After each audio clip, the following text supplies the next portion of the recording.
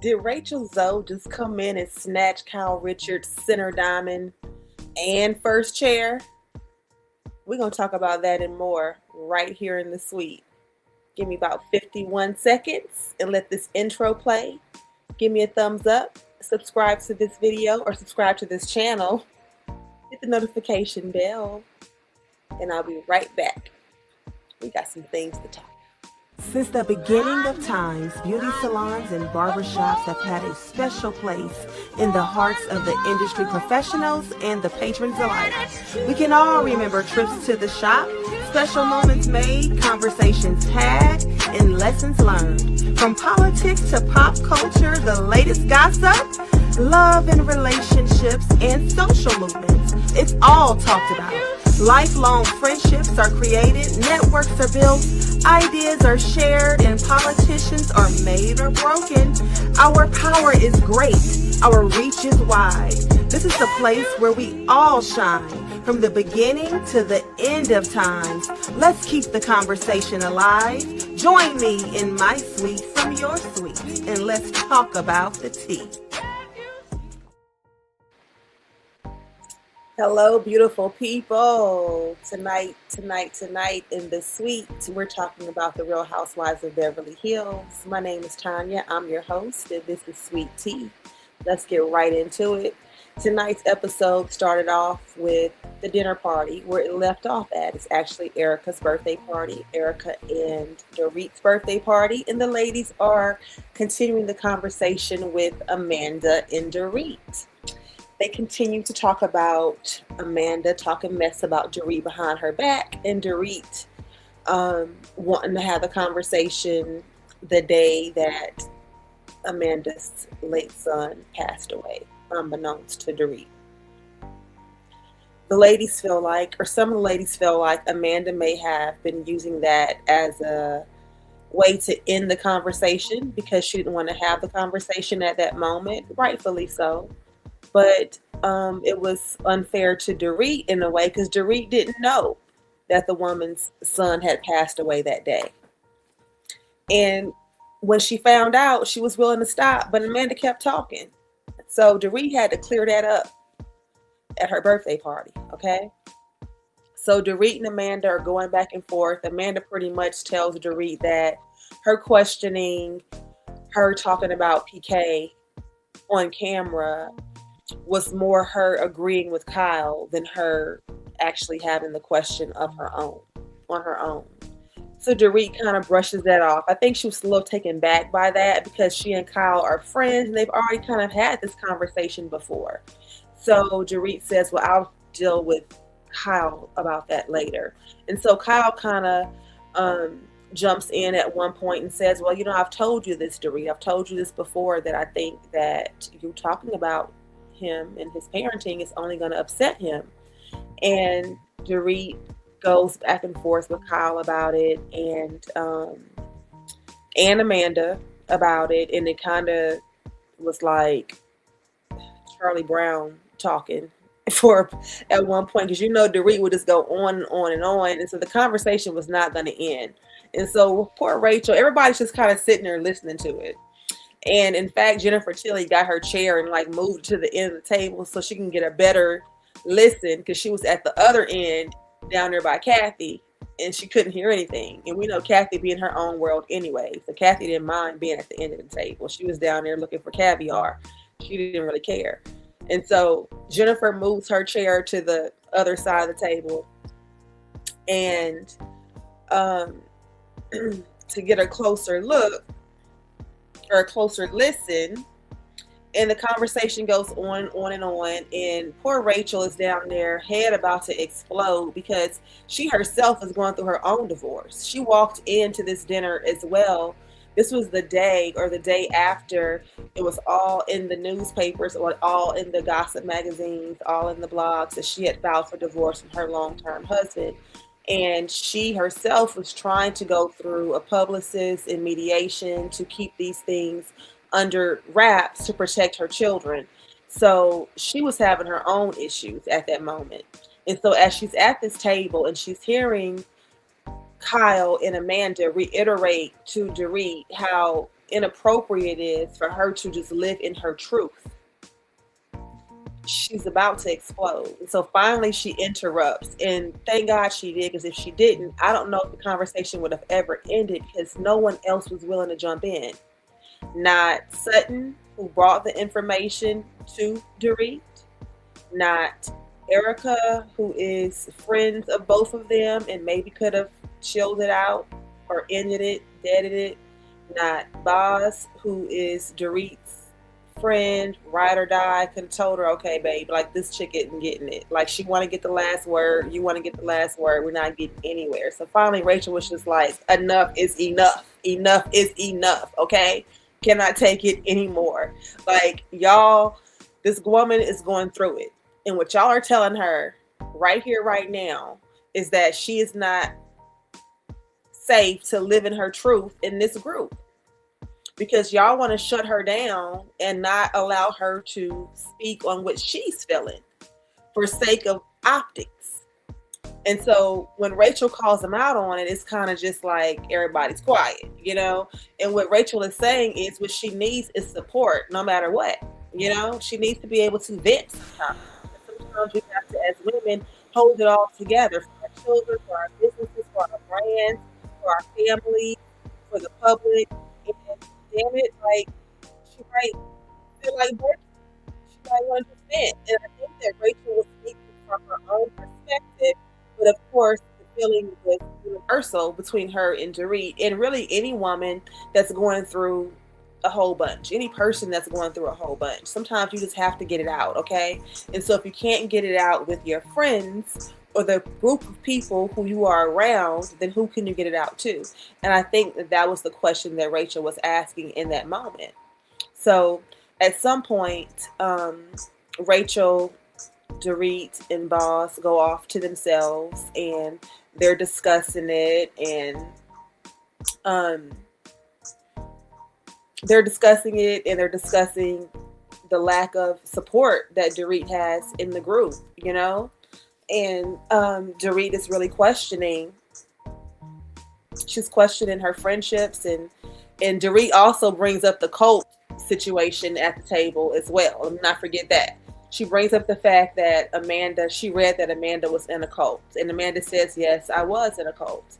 But no one asked any follow-up questions. And I know it's not an interview, but it's like, if you want to know the answers, like, ask the questions, you know? Like, y'all are all talking about each other behind each other's backs. That's what y'all do. The whole show is about conflict and resolution. Unfortunately, there's never really any resolution because y'all are fake.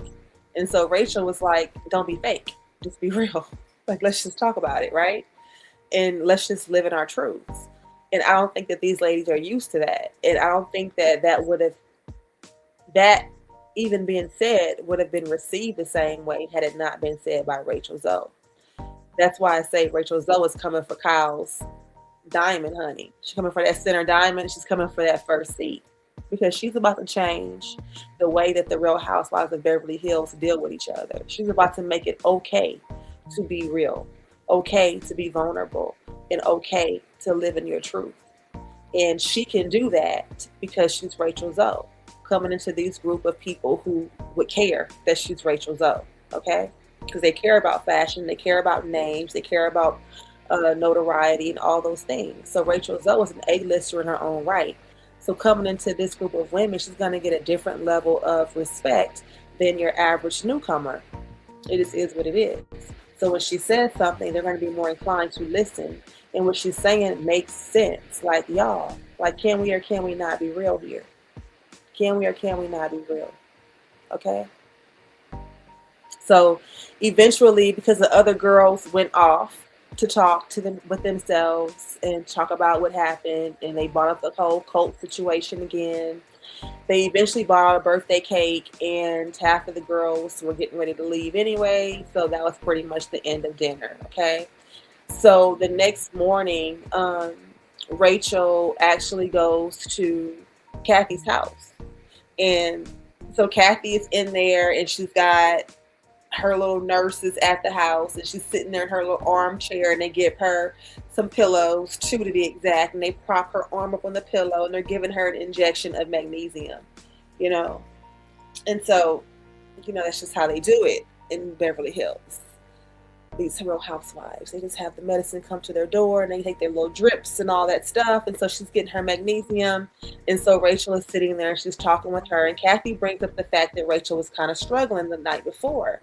And Rachel says, well, yeah, because all these things had hit the blogs. And I was trying to protect my kids and trying to go through mediation and all of these things. And but what I really want to know is, can I be vulnerable in this group? Because from what I saw last night, it looked to me as if Dorit was being judged for just living in her truth. It's pretty much what she was saying to Kathy. And Kathy really didn't have an answer for her.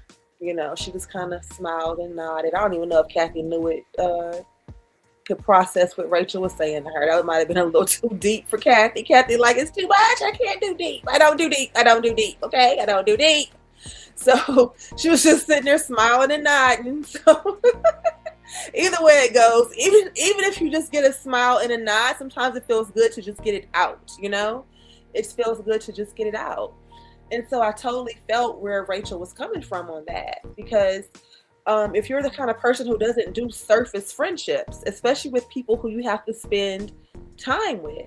And I know that these ladies aren't necessarily real friends, but they come into these situations to film these shows and they're together for 3 months straight filming. And then they're doing promo for another, 3 months together. And so you develop relationships, and just even if you don't like each other, you're spending so much time around each other that you can begin to love each other for who you are. If you understand what I'm saying, does that make sense? It's kind of like family. You don't always like your family, but you love your family. And some part of it is because they grow on you. You just begin to love them for who they are, especially if their intentions are good. I think intentions mean so much, right? You may not always agree with the person, but if they have good intentions, you can always talk through it and work through it and find a common ground. So I think that it's important to have at least that level of trust with the people that you're around, that if you're having a moment, if you're having a breakdown, if you're having a bad day, that you can do that without fear of being accosted, as Amanda said, without fear of being accosted or just talked about behind your back, So I think that was a genuine concern. And I think that it was really cool that she verbalized that, and she's pretty much calling out the whole group. Like, can we be real, or what's it gonna be? Like, is this gonna be a surface friendship, or are we gonna have genuine friendships here? Just let me know so that I know what I'm dealing with. I know if I can be myself with you guys, or if we just gonna talk about sunglasses and handbags.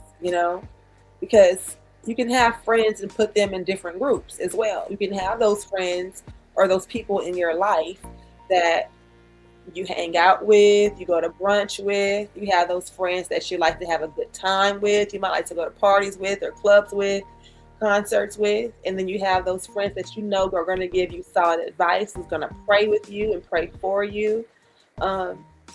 So you have friends that fall into different categories in your life. And so I think that Rachel, being new to the group, is just trying to figure out what kind of group is this group of ladies, because this is how I am. So if I can't be myself around you, let me know right now so that I know what I'm dealing with. Because what I saw at dinner and what I've been seeing amongst you all looks like y'all are a bunch of fake, friends. Like, you're not really friends. So I respected that. And then you saw they had a scene where Boss presented her daughter with a Maserati, honey, $110,000 Maserati for the teenage driver. I said, well, go ahead, girl. Go ahead. I hope you have great insurance, because them kids be driving and hitting everything, okay? Like, hitting everything.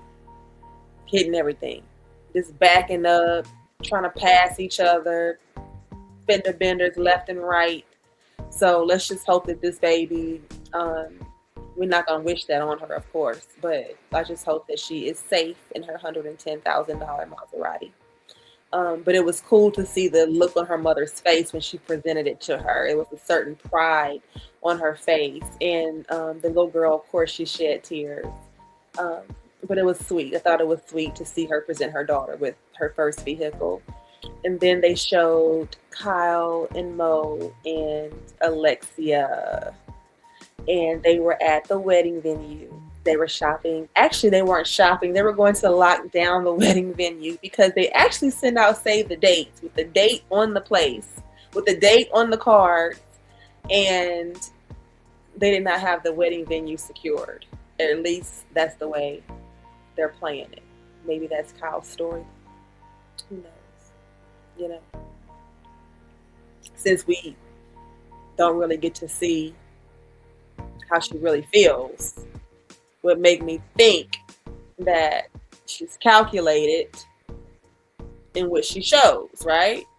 If she has a problem with Dorit being her genuine self and expressing what she is genuinely going through, and with Dorit living in her truth out loud, then what does she give us?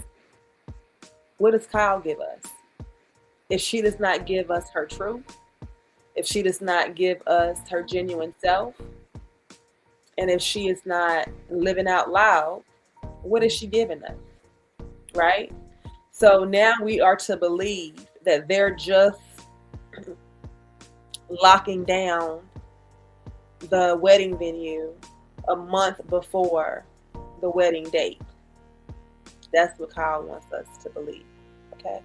So I guess that's going to be her storyline. It's going to be a rushed wedding. But the wedding did turn out beautiful, by the way.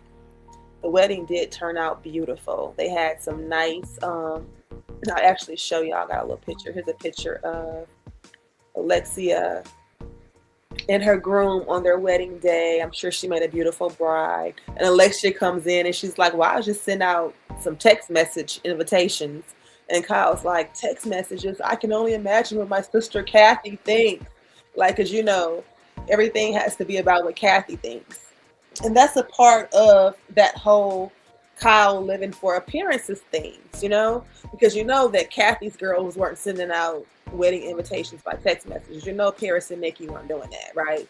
And so Kyle's like, I don't even know that Kathy's going to know if she gets it, if it doesn't come to her door in a big envelope. And how about you just tell her? How about you just tell your sister when the wedding is?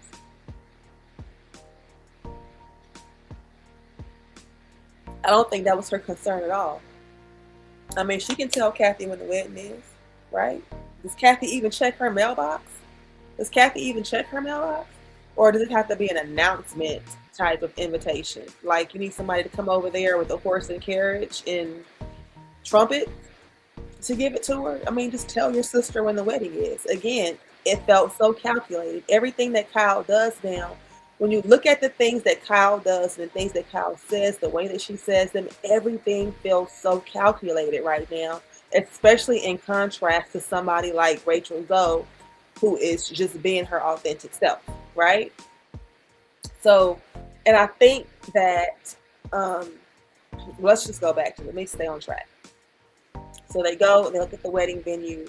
Mo comes, and Kyle is, she appears to be uncomfortable. She's tossing her hair, you know, she's talking. She's like, Mo's DJing. Maybe Mo DJ. He's taking DJ lessons. As if he's not going through a midnight crisis already. Like everything just sounds so calculated. Everything sounds so scripted and rehearsed, you know? And it just sounds so inauthentic. Everything Kyle says and does sounds so inauthentic to me now, you know? And I guess it's part of that is because we know that she had this relationship all of last year with Morgan Wade, and she played in our faces the whole time on television, acting like they were just friends, but she getting matching tattoos and looking all deep into this woman's eyes and stuff. But we're just friends. Like, that's insulting, Kyle. Like, and then you want to say that you can't say because she doesn't want to say. Well, why'd you bring her on a television show then? Why'd you bring her on the television show? Then you want to look in our faces and lie to us or keep that from us. I mean, no, it's not our business, but you put her on the show and you're getting paid to be on the show and you're getting paid to be on the show because we watch the show. So just be real and be authentic about it. Don't gaslight us and lie in our faces. So the fact that Rachel Zoe was on here saying, can we just be real? Can we just be real? You know, like how is Kyle going to handle that? Especially if everybody else follows suit. If everybody else starts being their authentic selves and asking the real questions that they really want the answers to, how is Kyle going to handle that when she wants to still put forth a facade? How is she going to handle that? Just like Mo popping up at dinner and stuff all of a sudden, mic'd up and everything. Like, come on. Like everything. Oh, I didn't know you were here, Mo. Like, no. So, anyways, they go to the place, to the wedding venue, and Alexia wants this rustic kind of wedding, and they have alpacas running around, and it's going to be beautiful. Another thing that Kyle was worried about was the stairs, and they turned out beautiful when they decorated them with the little flowers and stuff. And she was like, do they have an elevator? And I know she was thinking that because certain people aren't going to want to walk up all those stairs or be able to. But from the pictures I saw online, it looked like they did a lot of seating on the ground. So maybe she came down those stairs, or the wedding party came down those stairs. Who knows? But it turned out to be beautiful. And I'm sure that it was. And Alexia seems kind of more laid back and not as structured or as type A personality. So I'm sure it was beautiful. The pictures looked amazing and like everybody had a great time. So that was good. That was really good. So then there's a scene, you guys, and this scene was so touching. And another scene that was, I'm not gonna lie, when the show first started, or when last show ended, and Boz was saying that they had these embryos, or they had done the egg retrieval, and then they had gone to fertilize them, and they were hoping to get the embryos and all of that, and that her boyfriend wants a baby, and if she can't give him a baby, what is she going to do? What does that mean for them? That sounded a little scripted to me too, and I was thinking, oh God, here we go with another storyline, another concocted storyline. I'm not gonna lie, that's what I was thinking. But in the moment when she got the news that her embryos, or that her eggs did not develop into embryos, or did not mature as they were supposed to, and she described how that happening to her felt like the loss of children, because she imagined what those embryos would become. And she had 2 eggs that she was fertilizing. And as the doctor was delivering her this news over Zoom, she and her boyfriend or fiance were sitting there next to each other, and she was crying, she was upset. She got up to go get some tissue. And he continued with the conversation with the doctor, and he asked, what were the next steps? When can they try it again? And I thought that was so compassionate, and I thought it was so, I loved it. I loved his reaction to it. It wasn't, okay, well, he didn't act like he was devastated. He didn't act like it was over, like it was hopeless. He still remained hopeful and asked, what are the next steps? And then he followed that up once Boz returned by hugging her. And he turned her around to hug her because she was getting ready to walk away again. And he turned around to hug her. He kissed her and told her he loved her. And I thought about how different his response was as opposed to King and Quad's experience, And it made me feel bad for Quad, because that's just not the response that King gave her. King gave her, well, how much longer are we going to try? Like, when is enough? And Quad doesn't even have any children. And so, Boss has a child, and her boyfriend, I'm not sure if he has kids or not.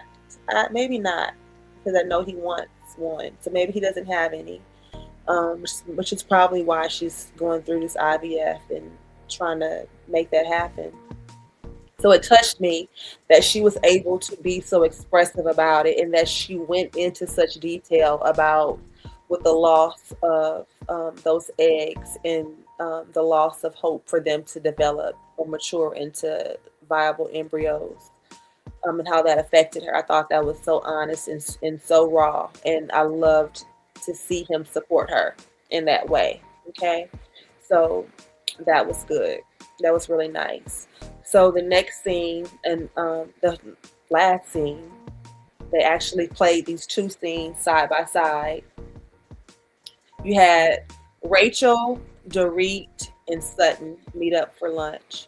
And so now they're going to discuss the last dinner they had. So that's all they do on this show. It's like a formula, right? We're going to go to dinner, or we're going to have an event, and someone's going to say something. It's going to be a fallout. Then we're going to meet for brunch afterwards in like 3 separate groups of people. And then you're going to talk, you're going to talk, you're going to talk. And then you're going to say something about this person. And then I'm going to go back and tell that person. And then at the next big dinner, we're going to discuss what everybody said about everybody. And then that's going to spill over into the next dinner where we discuss the fallout from that dinner because there was no resolution. And then the next lunch, we're going to continue it, but in smaller groups. And then we'll go back and tell what we said at those. And the cycle will just repeat. That's pretty much the formula. Okay? That's the formula. That's it. So they meet up, but this is where things change. This is where things change. And that has been the formula. That has been the formula. And so far it has worked because we've had some pretty explosive dinners. I mean, we've had some wine glasses broken. We've had some, let me tell you about the husbands, or don't talk about the husbands. You don't want to talk about the husbands. We've had some of those conversations.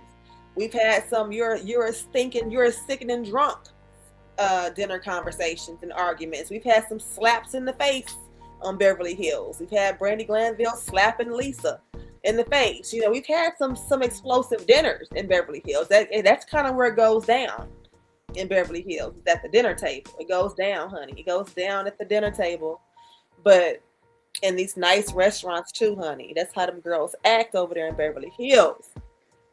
But so they get together at this other restaurant. We have Rachel, Dorit, and Sutton. They get together at the restaurant, and oh my gosh. So I don't even remember what Dorit and Sutton were wearing at all, but I can tell y'all that Rachel had on this bad, like electric blue pantsuit, and it was like the baggy kind of wide leg, kind of like pajama kind of look, that satin look, but it looked so good. It looked so good up against her like icy blonde hair. It was bad. I love that blue pantsuit. Like I said, I don't even know what Dorit or Sutton had on for the dinner or the lunch. I have no idea. And then Sutton didn't get up and show us her outfit either, so it must not have been that cute. Because if she thought she was cute, she would have been getting up too. But when she saw Rachel in that blue, she said, "Let me just sit down. Let me just stay right here." And she said, "I'm too lazy to get up." But that's not what it was, Sutton. And we know dang well you are not going to call yourself lazy. And we know and mean it. And we know you're not too lazy to get up. But your feet could have hurt, or you could have just not wanted to, But it wasn't because you were too lazy, or maybe your outfit wasn't this cute. And so you just didn't feel like getting up and showing us your outfit that day when she walked in with that blue suit on. But, it is what it is. And Sutton is looking more and more like her mother. Like every episode, she's looking more and more like her mother. I don't know what we can do for Sutton. I don't know. Sutton's not bringing anything to this show either. Sutton don't know who she is. Sutton needs to be real. Rachel needs to get to Sutton. Rachel needs to get to Sutton, have some real conversations, let Sutton know who she really is. Which is, we don't know who Sutton is. Sutton doesn't know who she is, but Sutton needs to know that we know that she don't know who she is. Because Sutton wants to go wherever feels safe for Sutton. But so when Garcelle was there, it was with Garcelle.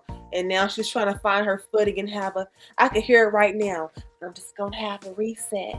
And Garcelle's not there. This is my opportunity to just kind of get in there and just kind of figure out with these other girls.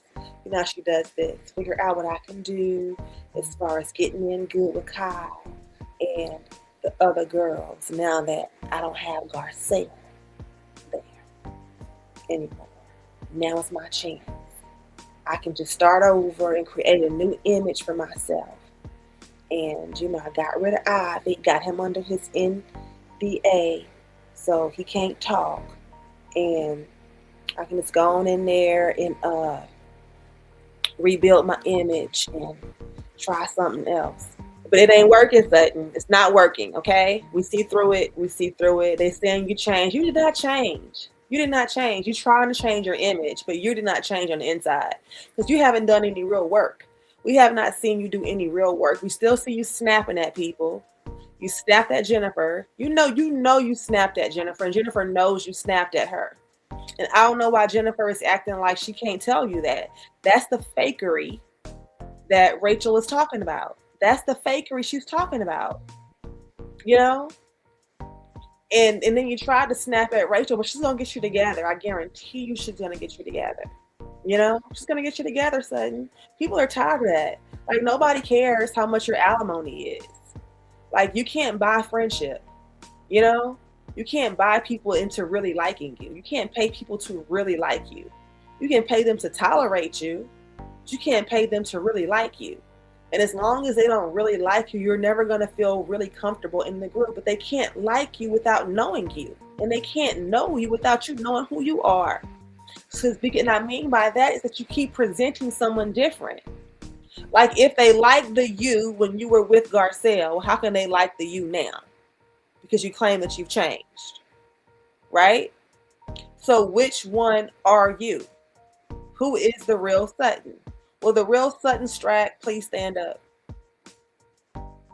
Or the real Sutton, whatever your new name is, please stand up. I just want to know who the real Sutton is, okay? So they all go to dinner, and Dorit pretty much tells Sutton too, like, I was kind of expecting you to show up for me last night at dinner because you were the one that brought it back to me what Amanda was saying. And then when I'm calling her out on it, you just sitting over there not saying anything. And so Sutton tries to gaslight Dorit, and she's like, well, Dorit, you're so strong. Like, you didn't need me to back you up. You're so strong, Dorit. And Dorit is like, like, whatever. And I know Dorit could see straight through her. Like, she knew what Sutton was trying to do. Like, that's BS, Sutton. Like, just say, because I got scared, I didn't want to say anything. Like, all I want to do is stir the pot. I don't really want to be in the middle of it, So she didn't say anything. And so they're sitting there talking about that. And Rachel was just kind of like, I just don't understand, though. I don't understand Amanda's story. Like, I want to know who she really is. What's up with this whole cult thing? They bring that up again. And Sutton's like, well, who's going to be the one to ask her about the cult? And Rachel's like, well, I'll ask her. Like, I'll do it. Like, without hesitation. She's like, I'll do it.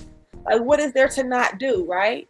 And so simultaneously to them filming, them showing them, they're flipping back and forth. So now they're showing us Kyle meeting up with Amanda. So they go on a walk, and the producers are messy enough to show Amanda straighten her little Chanel fanny pack bag, And I say they're shady enough to show it because that was like a brief second, but it could have easily been edited out as well.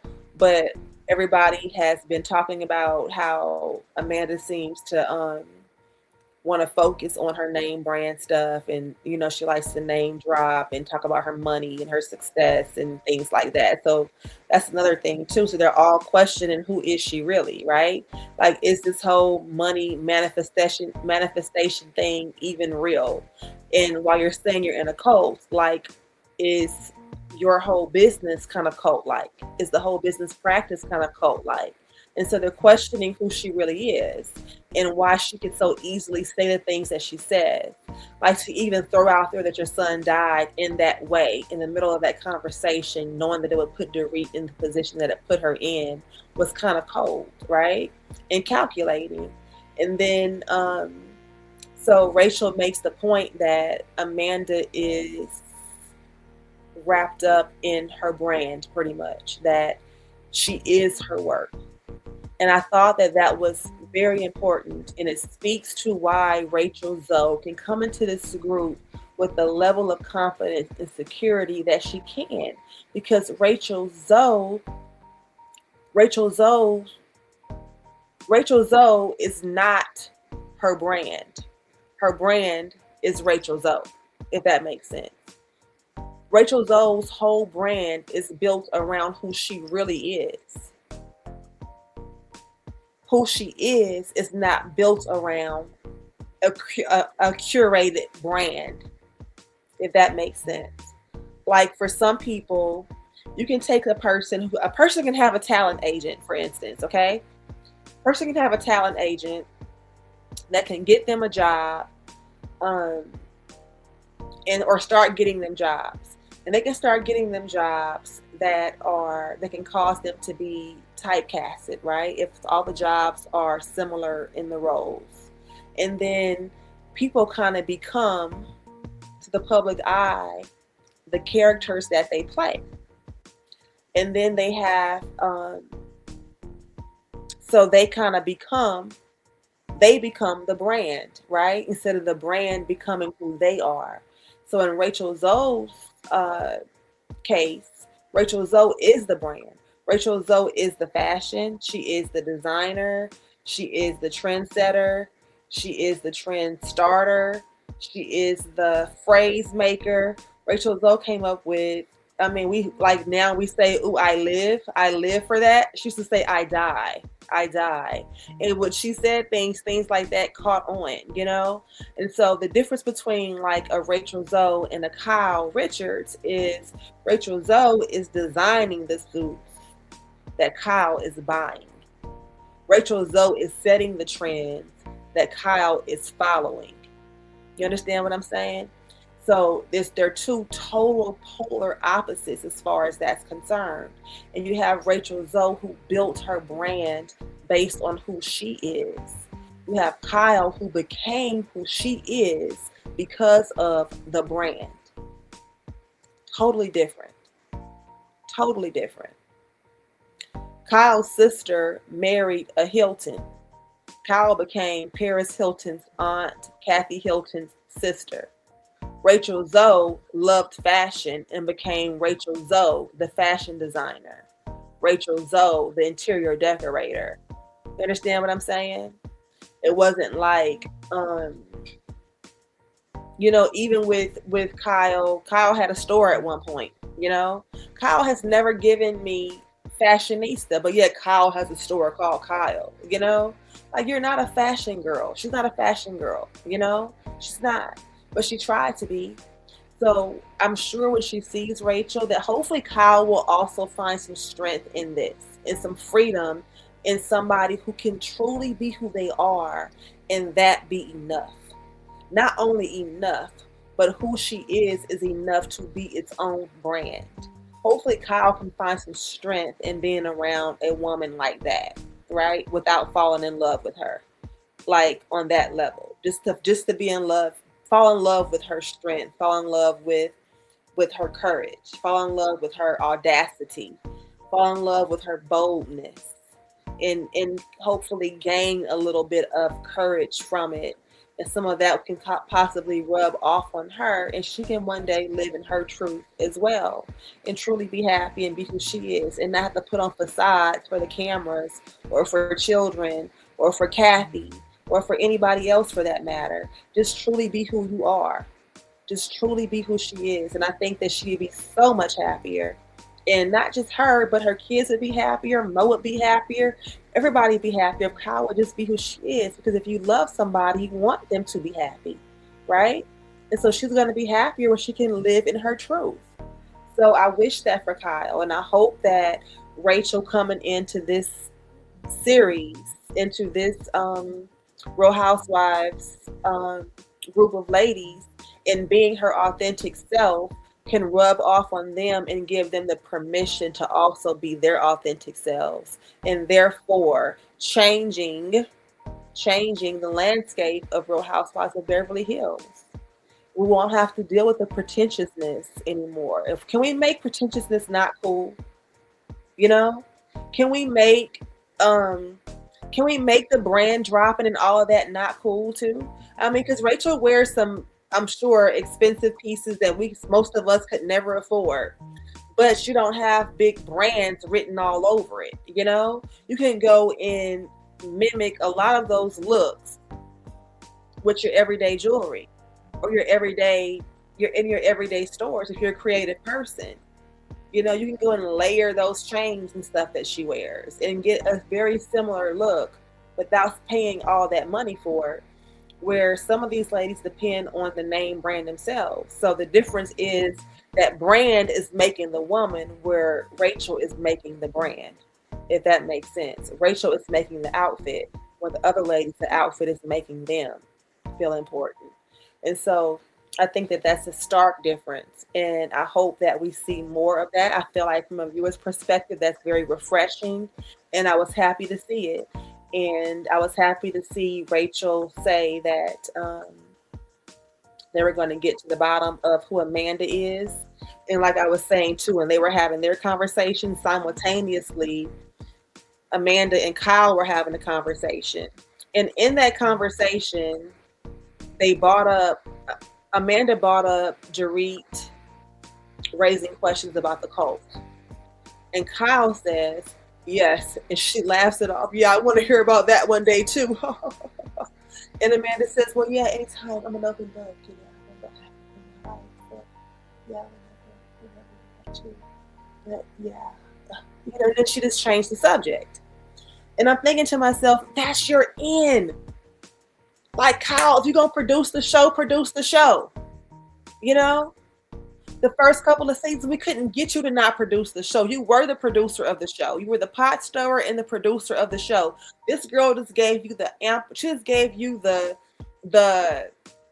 go ahead to ask her about the cult stuff, and you just let it go and laughed it off. Like, what's wrong with you? You're too busy talking about Dorit and betraying your friendship to her with somebody who you know she has an issue with, who you're just now even meeting, who Dorit's just meeting. You want to get together and talk about your friend with her. Like, that's not cool. You're too busy doing that than to get the scoop on Amanda. We're trying to find out what she's talking about with this cult. When you let that go, you tripping, Kyle. You're going to lose that center diamond, honey. You better get it together. You're going to lose Mo and that diamond. And if you're not on this show no more, you might not have no more Mo no more. Because we all know that Mo like being on this show. And being on this show helps Mo on his other show, right? So mess around and lose that diamond if you want to. You better get real and start talking. Live your truth. You and whoever. Because we don't really care. We just want you to be real. Okay? That's all we asking. Just be real. Some of us really do value genuineness and real friendships. We want to see that on the show. We want to see you guys really care for each other and go through real ups and downs, not this orchestrated bull crap, okay? So that's what it is. Change the formula up. Let Rachel run this thing. Okay? That's how I feel. Do y'all agree? Let me know in the comments. Even if you don't agree, let me know in the comments. I'm cool. I'm cool with it. We can talk about it right here in this suite. From my suite to your suite. Peace out, beautiful people. See y'all next time. Bye.